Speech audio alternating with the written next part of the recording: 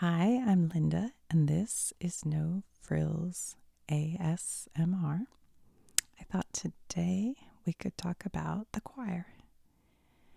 Um, some of you may have been in choir in school or at your place of worship,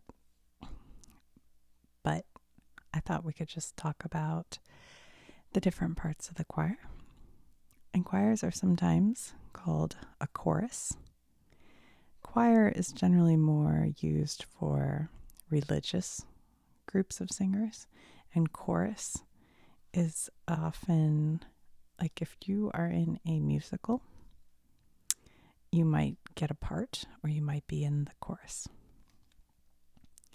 So I just thought maybe today we talk a little bit about it.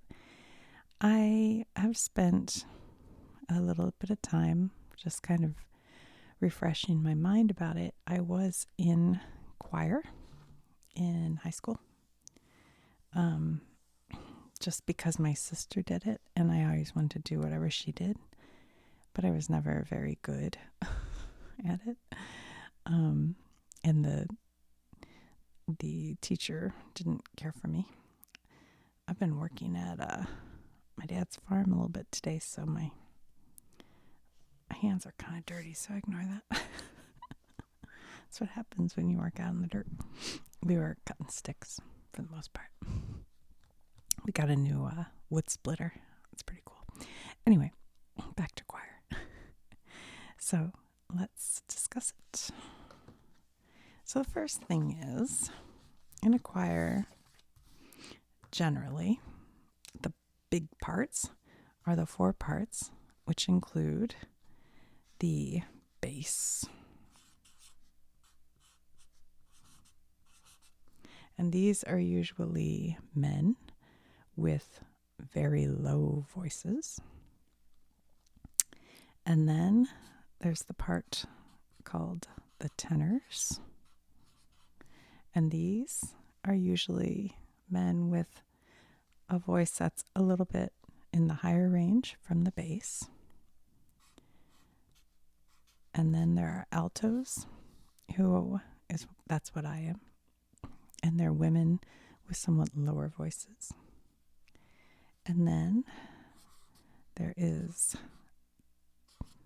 I should have started that up high, the sopranos. Oh no. Dang it. And they have the highest voices in the choir. So they're the main four. Soprano. They're usually women. But if you have a boys' choir, you can have boys sopranos and altos before their voices change. And then tenor and bass are usually men. But, obviously there can be differences with that.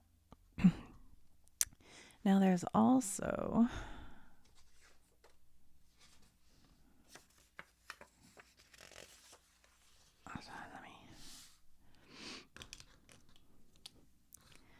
there's a voice that's in between soprano and alto called a mezzo soprano.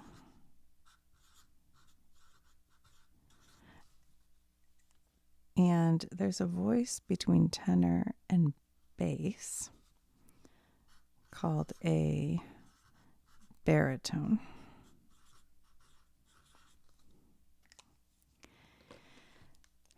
And so that's just some variations.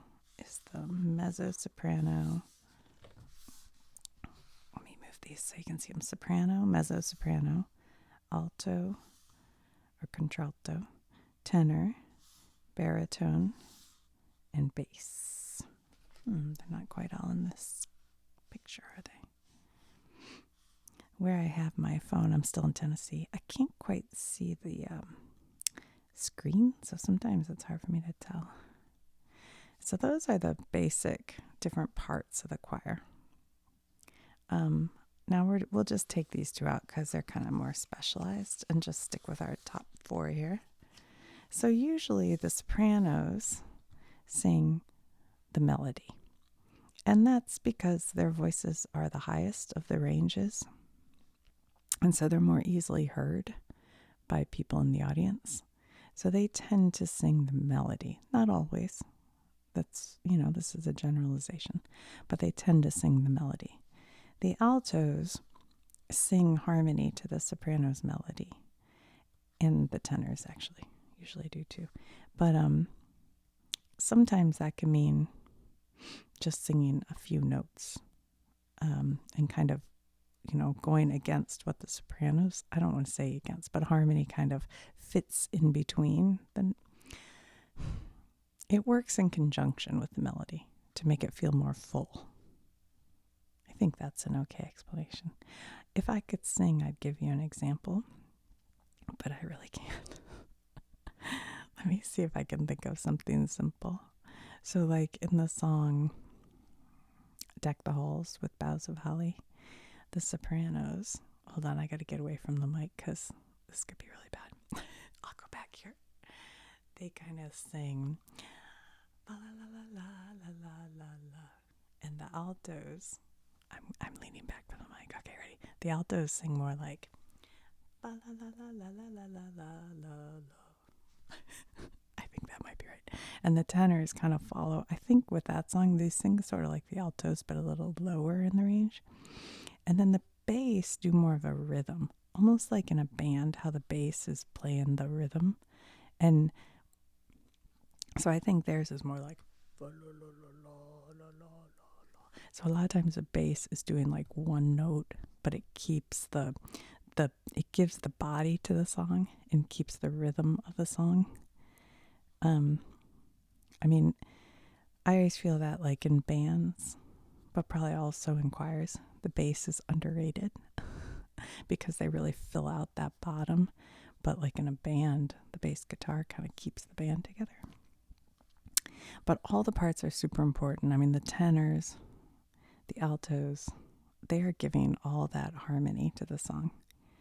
And without that, if you just had this lilting, flitty sopranos, that made it sound like I don't appreciate them. My sister was a soprano, and they do a lot of work. But without this would just sound too airy. This really fills out the sound. So you really need all four parts. Okay, so there's that. I'm going to have to get a cleaner for my thing.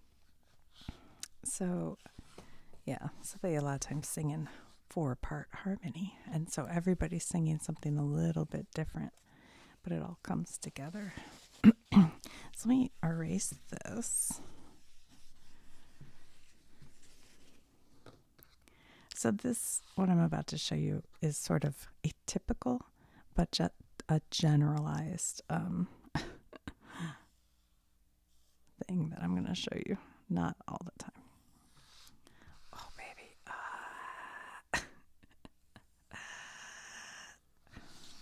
Look, it's like a rainbow almost.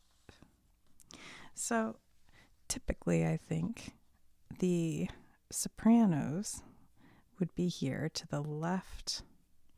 So right here you'd have your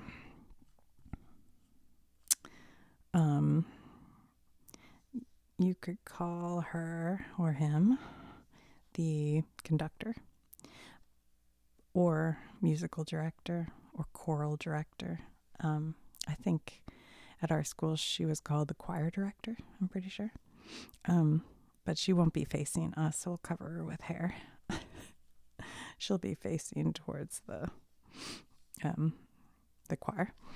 And so usually the highest soprano is going to be here. And then, I don't know why I put like a, I don't know what that was. The highest soprano is there. And then it works its way over, and the altos are here. At least they were in our choir. And maybe it went from, I can't remember if the altos were placed like highest to lowest, or if it didn't matter. I don't recall that. And then back here were the tenors. And back here were the bass.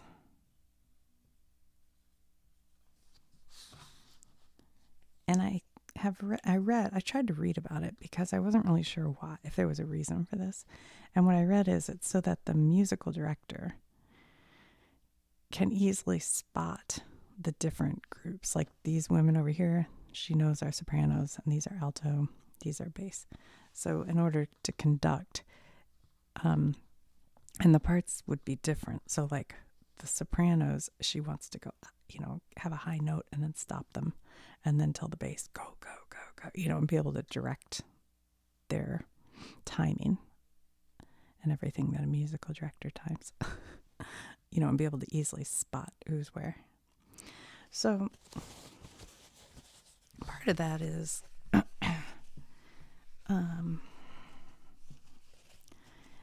it seems kind of maybe from the outside when you're listening, like they're all just singing. It's easy. Everybody knows a song and they all just sing. But it's a little more complicated because every different part has to be, they have to match each other in pitch. And this is kind of an interesting thing because I watched this YouTube guy called his name's Phil, and I can't remember, Phoenix something. Anyway, I can't remember the name of his channel. If I remember, I'll try to put a link or something. But he puts the music people sing into what he calls a pitch analyzer. It's a computer program, and it shows how close to being on the actual pitch they are. And the thing is, it doesn't even really matter whether every single person in the choir is perfectly on the pitch. And I mean, obviously you don't want to be way off, but like if the sopranos are just a hair under that pitch, then all the other parts are going to need to find their way to a hair below the pitch so that nobody sounds like they're not on pitch. I think that's right. I know that's true with bands because I've watched Phil talk about it. And that's one of the things because they will take historical songs, like Fleetwood Mac, I think, and they will throw it now, in current day, they'll take a live song and put it through a pitch corrector before they post it to YouTube. So it sounds like you're listening to a live thing, but really it's been through a pitch corrector. But sometimes the problem is they'll pitch correct the lead singer, but not pitch correct the backing vocals. So it won't sound right anymore. So that's interesting. Anyway, that's pitch. But they also have to be together. And I can remember this with choir, with how they pronounce. Am I going to spell this wrong? Pronunciation. Let's do that. A word. So I remember in choir, she would have us say, hold on, let me think of one.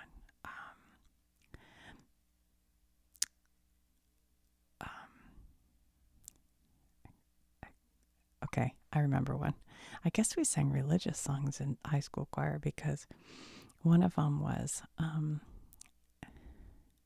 Excelsis Deus, I think is how you say it. But she would have us all train in saying it maybe this wasn't a good example, but I think it was Excelsis Deus. I can't think of any, but some songs have like a lot of S's, and she would have us take out the S's and put in like an F or a CH, I think, because then otherwise, if you don't time it perfectly, you'll hear a choir going, and they're all saying it just slightly off, and it sounds terrible. So you change sometimes, or even drop the S sound. So you might say, why am I even I should have written one down. I can't think of, how about, well, maybe it'll come to me later. But anyway, if there's an S in the center of the word, let's say it's parsynonym. Instead of singing parsynonym, you'd sing maybe parnonym or parchinonym. Does that sound right? I think so. Because you don't want everybody just being off by a little bit, especially with a young choir, like a high school choir. Anyway, so they have to match their pronunciation. You can't have people pronouncing words in all different ways. And then the phrasing, which is, like fa la la la la la la la. You have to make sure everybody's going fa la la la la and not fa la la la la, So you have to make sure they're phrasing. So sometimes in a choir, they'll have you practice phrasing by clapping your hands so that everybody is phrasing the exact same way. And then how loud you get, like I guess you call it the dynamics. So like the choir director is going to be going like, or even giving you the shush sound to like make sure everybody has the same levels. So the altos aren't super loud and the sopranos are quiet during a part or something like that. But also, getting loud together at certain parts. Is that dynamics? I think so. Oh, and then this one, I do remember doing this. Just your breath. So when you take a breath, so they're all trained, to either take a breath at the exact same moment. So there's a quiet spot, everybody breathes, you move on, or even at like alternating moments so that the altos are holding the note while the sopranos are breathing, or vice versa.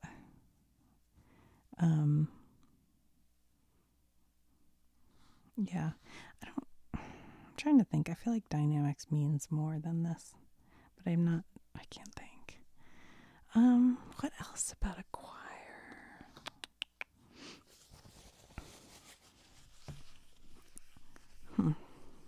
I'm sure there is more, so if you guys have any thoughts, share them with the class. Because I can't think of anything else. So sopranos usually kind of here, I think. I was trying to remember, though, if sometimes it was like this. But I don't think so. Maybe the altos were behind. The altos were behind the sopranos. That could be, because I do remember standing on they have these in high school. Oh my gosh. They had bleachers. Not bleachers, risers. So there's a wood piece here and then metal. And then it would connect, underneath. But then there'd be a wood thing here. And it would just keep going up. And I swear it went up like to here. And I would have to sometimes stand at the very back. So she must have sometimes had altos at the back. And I was known to faint. And I would get so scared that I was going to faint. And there'd be like the curtain to the stage here. And so I'd kind of like grasp it because I'd be worried that I was going to faint. And they'd always say, bend your knees. So I'd be like all bent over. I wasn't really great at choir. It was not my special thing.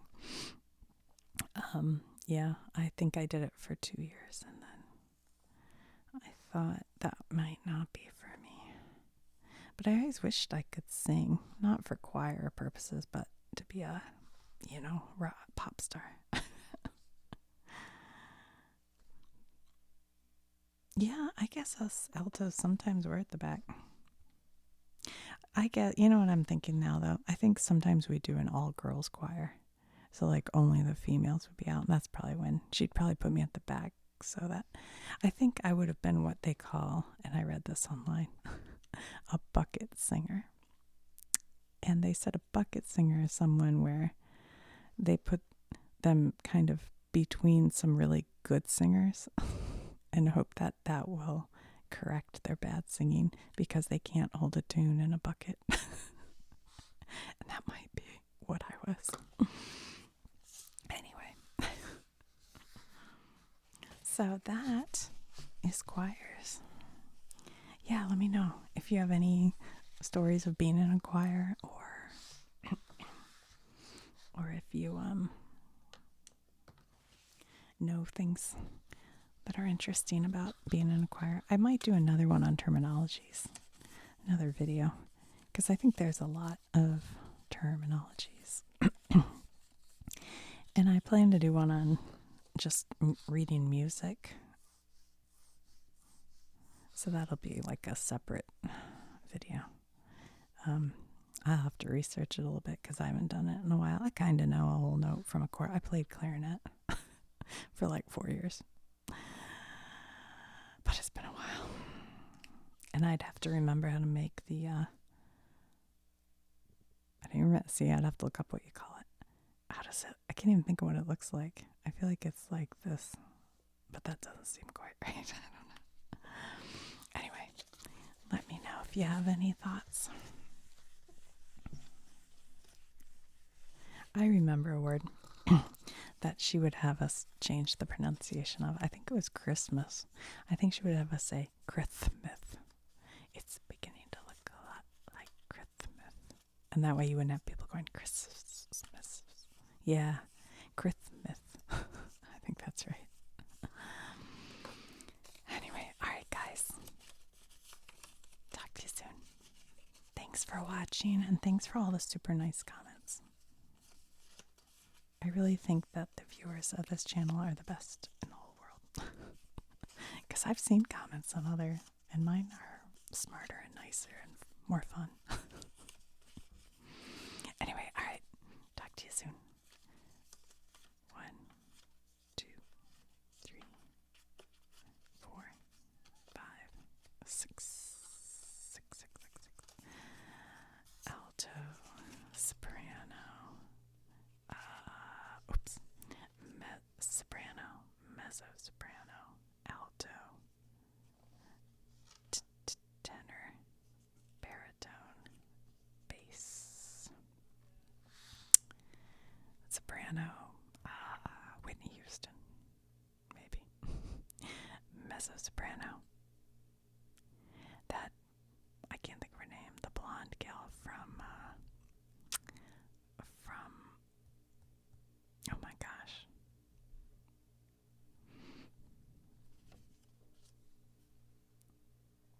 I'm blanking her name. I don't know, I don't think I can do this. I can't name. I think Sting might be a baritone. That one opera singer guy's a bass. No, he's a tenor. I take it back. I guess all the opera singers are probably tenors. Actually, Sting's probably a high tenor. Sting actually probably goes like in here between tenor and alto when he was in the Police. Oh, a bass. How about Johnny Cash? He's probably a bass or baritone in here. Who's an alto? Oh, I know who's a soprano. Nancy Griffith. She has a super high voice. I'm thinking of the blonde. This is going to be a roundabout way of telling you this. The show that's on Apple TV about the soccer team in England. And I don't know why it's the name of the guy. Oh my god. Anyway, the blonde who owns the team is a singer in real life. And she did a Christmas special. Solve this mystery. I think she might be mezzo soprano. Alto, who's an alto? How about Bonnie Raitt? I think she'd be an alto. Yeah, and then there's like the 3 tenors. Anyway, I don't know. I don't know what I'm talking about. Alright. Bye, guys. 1, 2, 3, 4, 5, 6.